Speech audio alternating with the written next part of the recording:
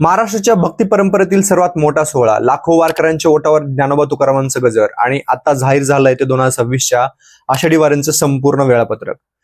यंदा संत ज्ञानेश्वर महाराजांची पालखी कोणत्या दिवशी आळंदीहून निघणार आहे, माऊलींचं प्रसिद्ध रिंगण कुठे होणार आहे आणि या 33 दिवसाच्या प्रवासामध्ये पालखी कुठे कुठे मुक्काम करणार आहे याची सविस्तर माहिती आपण पाहणार आहोत या व्हिडिओमध्ये. नमस्कार, मी पांडुरंग दत्ताळ आणि आपण पाहताय माहिती मंडळ.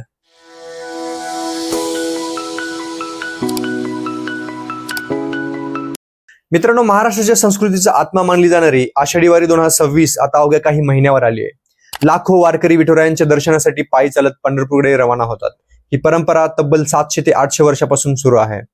आषाढी वारीसाठी संतश्रेष्ठ ज्ञानेश्वर महाराज यांची पालखी सोहळा 8 जुलै रोजी पंढरपूरला प्रस्थान ठेवणार आहे आणि ती 24 जुलै रोजी पंढरपूरला पालखी सोहळा पोहोचणार आहे. यावर्षी प्रस्थानाची वेळ ही दुपारच्या 3 वाजताची आहे. 17 दिवस मुक्काम, 4 गोल तर 3 उभे रिंगण होणार असल्याची माहिती मिळाली आहे.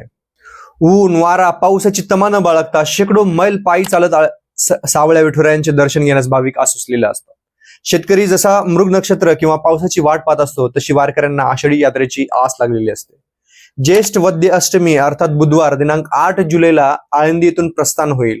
9 आणि 10 जुलैला पुण्यात मुक्काम होईल. 11 आणि 12 जुलैला सासवडमध्ये मुक्काम होईल. 13 जुलैला जेजुरीला मुक्काम होईल. 14 जुलैला वाल्हेला मुक्काम होईल आणि 15 जुलै रोजी नीरा स्नान करून पालखी लोणंद येथे मुक्कामी येईल.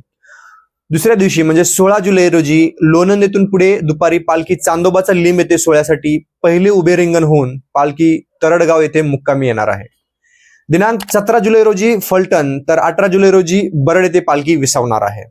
19 जुलै रोजी नातेपुते येथे पालखी मुक्कामाला राहणार. 20 जुलै रोजी पुरंदवडे येथे पहिले गोल रिंगण होऊन पालखी माळशिरस येथे मुक्कामाला असेल. दिनांक 21 जुलै रोजी खडूस फाटा येथे दुसरे गोल रिंगण होऊन वेळापूर येथे पालखी विसावणार आहे. तर 22 जुलै रोजी ठाकूरबुवा समाधीजवळ तिसरे गोल रिंगण आणि टप्पा येथे बंधू भेट होऊन पालखी बंडी शेगाव मध्ये मुक्कामाला असेल. दिनांक 23 जुलै रोजी बाजीराव विहीर येथे गोल आणि उभे रिंगण होऊन पालखी वाखरी येथे विसावणार आहे आणि दिनांक 24 रोजी म्हणजेच आषाढ दशमीला दुपारी उभे रिंगण होऊन सर्व संतांच्या पालख्या ज्या आहेत ते पंढरपूरमध्ये मुक्कामी राहणार आहेत आणि दिनांक 25 जुलै रोजी आषाढी एकादशी सोहळा होणार आहे. यंदाची जी वारी आहे ती का खास असेल, कारण यंदा पावसाळा लवकर सुरू होण्याची शक्यता आहे आणि त्यामुळे वारीत वारकऱ्यांची संख्या मोठ्या प्रमाणात वाढू शकते असा अंदाज आहे. तसेच लाखो भाविकांच्या स्वागतासाठी सीसीटीव्ही असतील, पोलीस बंदोबस्त असतील, ड्रोन निगराणी असेल आणि आरोग्य सुविधा देखील वाढवल्या जाणार आहेत. वारी म्हणजे नेमकं काय, तर वारी म्हणजे फक्त प्रवास नाही, ती आहे श्रद्धा, ती आहे समता, ती आहे महाराष्ट्राची ओळख. गरीब श्रीमंत नाही, लहान मोठा नाही असा कोणताही भेदभाव न करता, भेद न ठेवता लाखो लोक विठुरायांच्या भक्तीमध्ये चालतात. ज्ञानोबा माऊली तुकाराम हा जो जयघोष आहे संपूर्ण महाराष्ट्राला भक्तिमय करून टाकतो. चला तर मग येताय ना वारीला. ह्या वर्षी जर तुम्ही वारीला येणार असेल तर नक्की सांगा तुम्ही वारीला येणार आहात की नाही.